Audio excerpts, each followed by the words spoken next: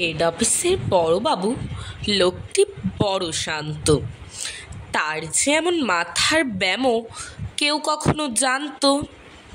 দিব্যি ছিলেন খোশ মেজাজে, চেয়ারখানে চেপে একলা বসে ঝিমঝিমিয়ে হঠাৎ গেলেন ক্ষেপে, আঁতকে উঠে হাত পা ছুঁড়ে চোখটি করে গোল।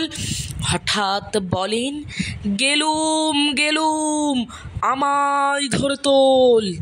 তাই শুনে কেউ বদ্যি ডাকে, কেউ বা হাঁকে পুলিশ, কেউ বা বলে কামড়ে দেবে, সাবধানেতে তুলিস।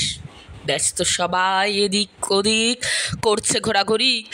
বাবু হাঁকেন, ওরে আমার গোপ গিয়েছে চুরি।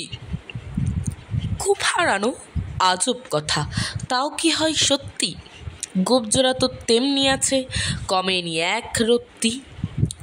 সবাই তারে বুঝিয়ে বলে, সামনে ধরে আয় না, মোটেও গোপ হয়নি চুরি, কখনো তা হয় না। রেগে আগুন তেলে বেগুন তেরে বলেন তিনি, কারোর কথা ধার ধারি নে, সব বেটাকেই চিনি। নোংরা ছাঁটা, খ্যাংরা ঝাঁটা, বিচ্ছিরি আর ময়লা, এমন গোফ তো রাখতো জানি শ্যামবাবুদের গয়লা। এ গোফ যদি আমায় বলিস, করব তোদের জবাই। এই না বলে জরিমানা করলেন তিনি সবাই। ভীষণ রেগে ভীষণ খেয়ে দিলেন লিখে খাতা, কাউকে বেশি লাই দিতে নেই, সবাই চড়ে মাথায়।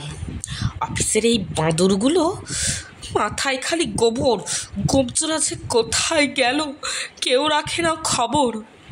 ইচ্ছে করে এই বেটাদের গোঁদ ধরে খুব নাচি, মুখ্যগুলোর মুন্ডু ধরে কোদাল দিয়ে চাচি। গোফকে বলে তোমার আমার, গোফ কি কারোর কেনা?